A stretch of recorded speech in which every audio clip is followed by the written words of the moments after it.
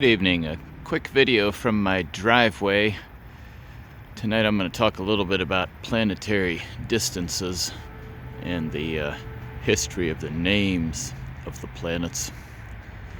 Mars, which is that bright one over there in the east, first of all, it's about 5 minutes to 8, 7:55 on October 14th, Wednesday. We've got Mars. Up here, Jupiter and Saturn. Zoom in just a little bit. Saturn's a little bit dimmer, but we can still see it. This is my driveway. This is my apartment.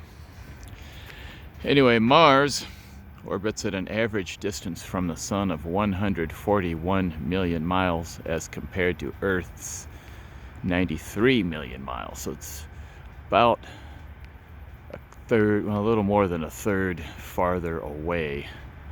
So it gets roughly, by the inverse square law, it's going to get roughly a third of the sunlight intensity that we get here at Earth. If it was twice as far away, it would get 1/4, the way the inverse square law of light works. Anyway, 141 million miles, Earth 93 million miles on average. But they can approach each other as close as 35 million miles because our orbits are elliptical. The Earth's orbit carries us as far as 94 million miles from the Sun. And Mars, I'd have to check the exact distances. But Mars's orbit is even more elliptical than ours. I think it varies by as much as 10 million miles distance between aphelion, which is the maximum distance, and perihelion. Might even be more than that. But be that as it may, the orbits are elliptical, so Mars can approach as close as 35 million miles to the Earth.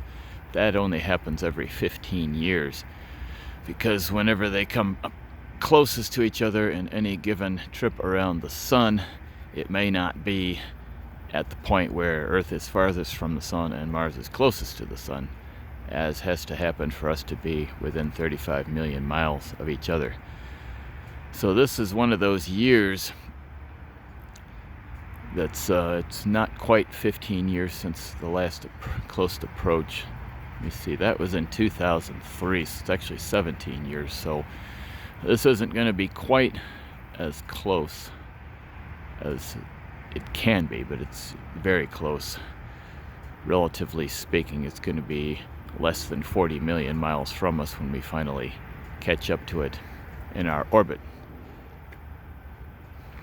At other oppositions, the distance might be much greater, as close to 60 million miles if Mars is at its farthest point from the Sun and Earth is at its closest point to the Sun, when the two catch up with each other in their respective orbits.